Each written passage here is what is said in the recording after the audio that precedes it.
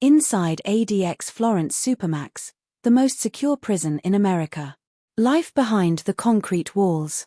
Hidden deep in the barren landscape of Florence, Colorado, stands a fortress designed not just to imprison, but to erase freedom entirely.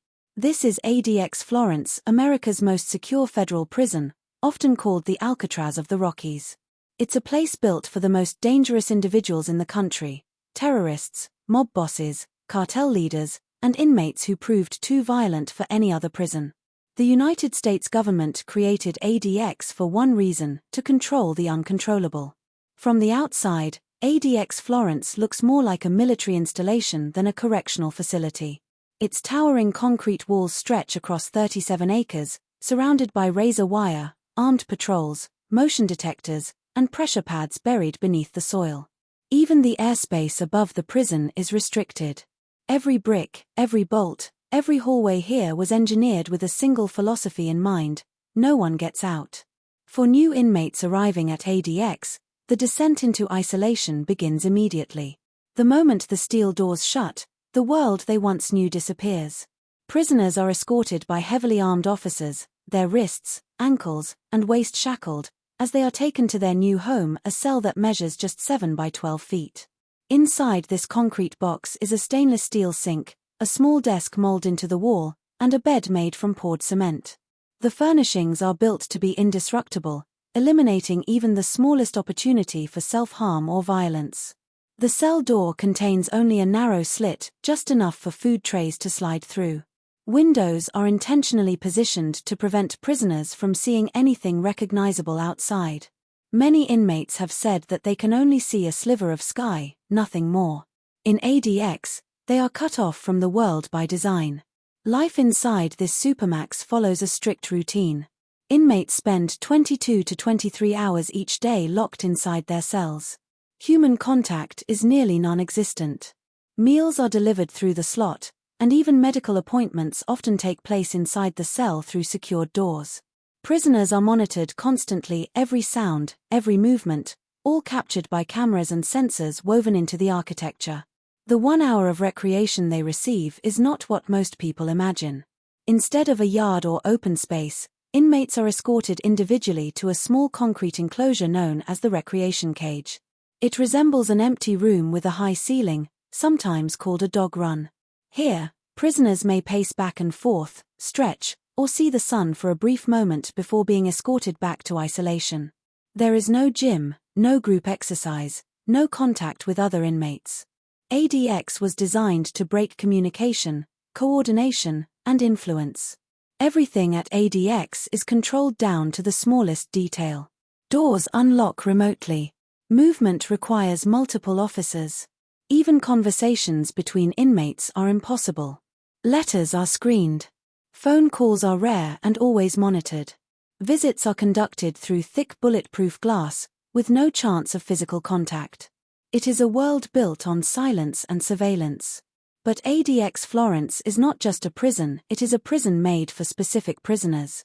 Some of the most notorious criminals in U.S. history have been held here: members of Al-Qaeda, leaders of violent gangs, domestic terrorists, and serial killers. Many were sent to ADX because they used their influence to orchestrate crimes even behind bars. Here, communication is reduced to the point where influence becomes impossible. The psychological weight of this environment is immense. Former wardens and prison officers have admitted that ADX is not designed for rehabilitation, it's designed for total control.